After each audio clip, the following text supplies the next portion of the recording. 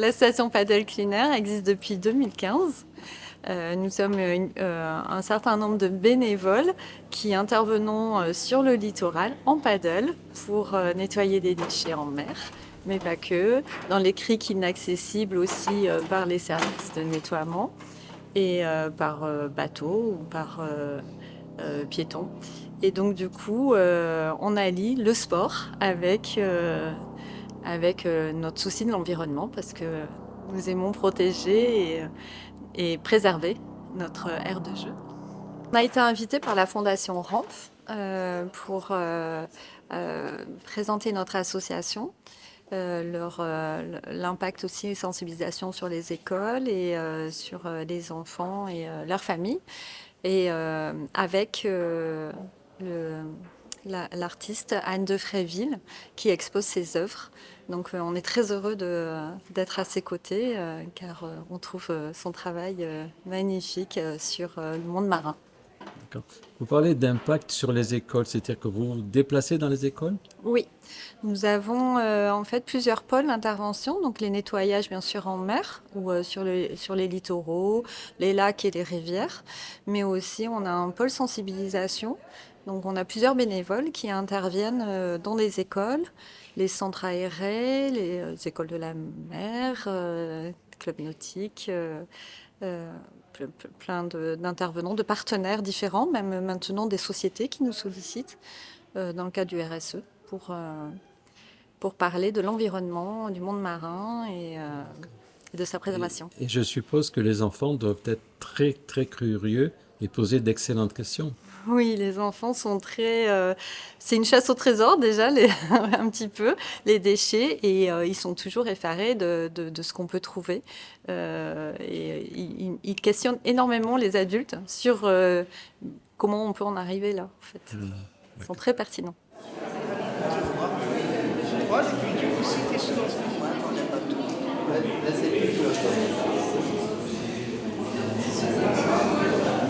Je m'appelle Anne de Fréville et je suis très heureuse d'exposer à la Tourette-sur-Loup aujourd'hui grâce à la Fondation RAMP et de pouvoir mettre en avant aussi des associations comme Paddle Cleaner, qui sont des associations qui œuvrent pour la sauvegarde de l'océan, qui est mon sujet de prédilection.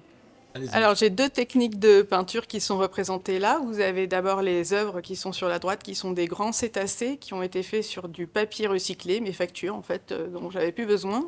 Et j'ai donc créé du support. Sur ce support, j'ai posé un glacis de colle de peau de lapin, qui est aussi du recyclage, qui permet de faire des gesso tout à fait super. Et ensuite, j'ai dessiné au stylo à billes des énormes cétacés sur lesquels on peut voir dans les détails des petits déchets. Donc parce que ces énormes mammifères marins vivent dans des conditions de plus en plus difficiles et c'est important de le mettre en avant parce qu'elles œuvrent également pour notre survie, parce que ce sont des puits à carbone qui permettent une bonne circulation de l'oxygène dans la mer et qui nous permettent donc de respirer. Et sinon, de l'autre côté, vous avez que des aquarelles. Ce sont souvent des aquarelles d'études que je réalise pour mes bandes dessinées. Sinon, elles sont réalisées à l'encre, à l'aquarelle et au sel. Donc, vous représentez les paddle cleaners. Allez. Bien. Bien, mesdames et messieurs les élus, mesdames et... Oui, je suis petit, donc vous me voyez, il n'y a pas de... Mesdames et messieurs les agents, monsieur Rampe, madame Anne de Fréville et les représentants de Paddle Cleaner, Tourettanes, Tourettans, mes chers amis. Permettez-moi tout d'abord de vous souhaiter la bienvenue au vernissage de l'exposition Immersion qui prend place dans le hall du Château Mairie de Tourette-sur-Loup. Cette exposition, vous le savez, elle est organisée en partenariat avec la Fondation RAMP, avec laquelle nous avons passé une convention il y a un petit peu plus de 2 ans. et dont nous nous réjouissons chaque jour. À travers cet accord, eh bien, le hall du Château-Mairie est devenu tantôt un lieu de promotion des artistes dont la cause est au service de la nature, tantôt un espace pédagogique en faveur de la protection de l'environnement. Monsieur Rampe, vous aviez notamment organisé il y a quelques mois une exposition pédagogique sur le sanctuaire Pélagos, et vous nous aviez fait découvrir la beauté saisissante et la fragilité d'un écosystème mis en danger par les activités de l'homme. Aujourd'hui, vous nous faites de nouveau voyager au cœur des océans, en plein territoire des cétacés. Vous nous proposez une plongée à la découverte de ces merveilleux mammifères marins, mais cette fois-ci au regard de la talentueuse artiste Anne de Fréville. Anne, vous êtes autrice, on a quelques ouvrages ici, et illustratrice basée à Aix-en-Provence, et vous avez consacré ces dernières années à porter des projets faisant la part belle à la nature et à la cause animale. Vous avez notamment réalisé plusieurs albums de bandes dessinées et des romans graphiques destinés à sensibiliser le public à travers des histoires passionnantes. En parallèle de vos bandes dessinées engagées, vous réalisez les œuvres que vous nous présentez aujourd'hui. Alors, certaines d'entre elles sont en collaboration avec les Paddle Cleaners, une association créée en 2015 et qui regroupe des bénévoles, non seulement passionnés de sport en extérieur, mais évidemment amoureux de la nature. Ensemble, ils récoltent les déchets qu'ils trouvent à la surface de l'eau, le long de nos rivages, de nos rivières et dans nos lacs. Et leur action éco-citoyenne, j'aurais tendance à dire, est résolument positive et surtout inspirante pour nous tous. Aussi, je tiens à féliciter, mais aussi à remercier les Paddle Cleaners et notamment deux jeunes tourétanes qui font activement partie de ce mouvement. Alors Anne, vous avez récupéré une partie de ces déchets pour leur trouver une seconde vie. Ils sont devenus des supports recyclés destinés à accueillir les grands cétacés que vous dessinez au stylo à billes. Vous nous présentez également une série d'aquarelles et de dessins réalisés dans vos carnets de voyage à l'occasion de vos interventions en milieu marin et aussi après vos sorties en plongée. Chère Anne, permettez-moi de vraiment vous féliciter pour votre travail admirable et ô combien nécessaire. Vos œuvres reflètent une vision sensible et délicate du fond marin. Grâce à elles, nous prenons un petit peu plus conscience de la beauté et de la fragilité de notre environnement marin, ainsi que de l'importance cruciale de la préservation pour les générations futures. Avant de terminer, je tiens une fois de plus à remercier la Fondation Rampe et son président, ainsi que toutes les personnes qui ont contribué à la réalisation de cette exposition. Je pense notamment à Olivia Gustinelli, qui est juste là, notre chargée de mission culturelle. Enfin, je vous remercie toutes et tous d'être présents ce matin autour du travail d'Anne de Fréville. Et à présent, on va laisser la parole à quelques personnes et puis nous partagerons ensuite un verre de l'amitié. Je vous souhaite de passer un beau vernissage et une belle journée dans notre village. Merci beaucoup.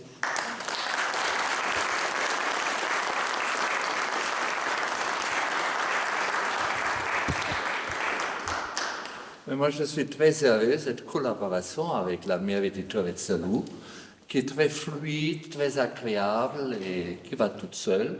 Et quelque part, on a les mêmes goûts pour beaucoup de choses. Et qui rend plus facile, bien sûr, le choix des artistes.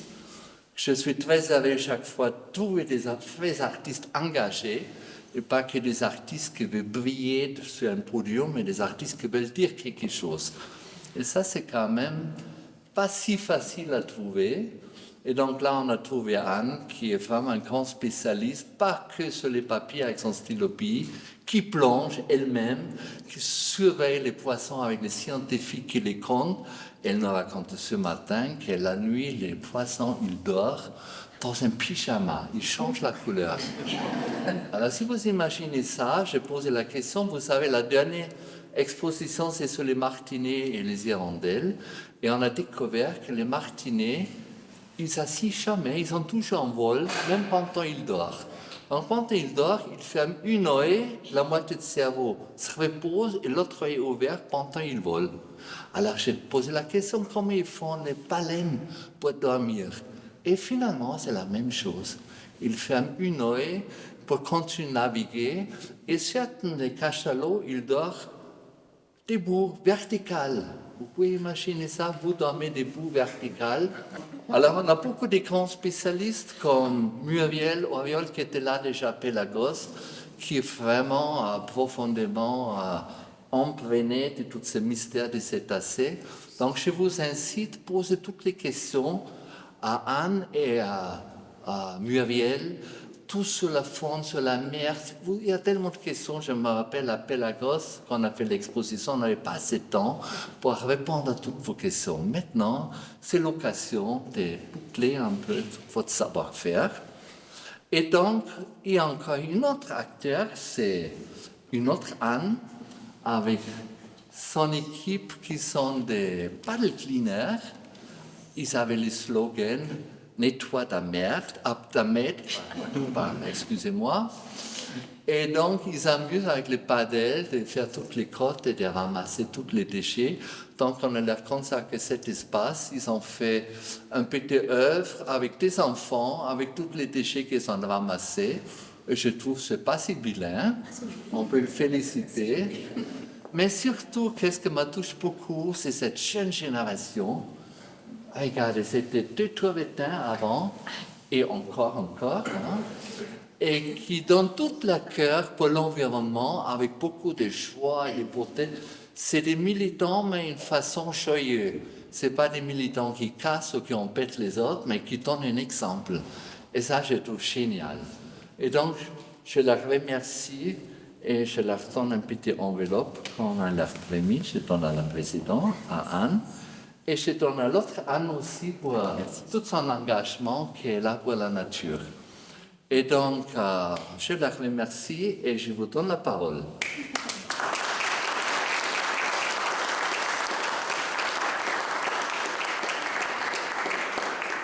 Merci. On a vraiment beaucoup de chance d'avoir cette exposition et qu'on bénéficie de l'aura de Anne de Fréville parce que son travail est vraiment remarquable. Et on espère qu'on se reverra et on vous invite à nos prochains nettoyages. Suivez-nous sur les réseaux sociaux et plus on est, mieux c'est. Voilà, il y a du travail. Bravo. Moi,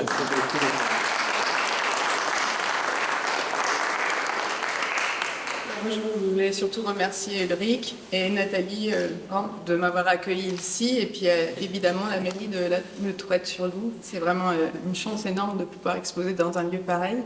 Et puis c'est encore plus valorisant d'associer mon travail à celui d'une association qui œuvre pour la préservation de l'environnement. C'est vraiment quelque chose qui est très important pour moi dans mon travail artistique, que ce soit au niveau de mes œuvres ou au niveau de mes bandes dessinées. C'est vraiment très important de mettre en avant tous ceux qui œuvrent, parce que c'est à ça que sert l'art également, de sensibiliser. Donc, merci beaucoup. J'ai un petit mot à souhaiter. J'étais beaucoup accompagné par l'équipe de Tourette-sur-Loup, le service technique. Incroyable, hier ils sont arrivés avec une énorme échelle sécurisée pour accrocher ça. Impossible pour nous de monter jusque là-haut. Ils ont pris 10 minutes, ils sont partis à nouveau comme les vents, mais c'était efficace.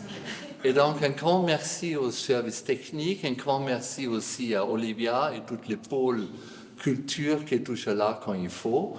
Et on se sent bien entourés. Et merci à tout le monde.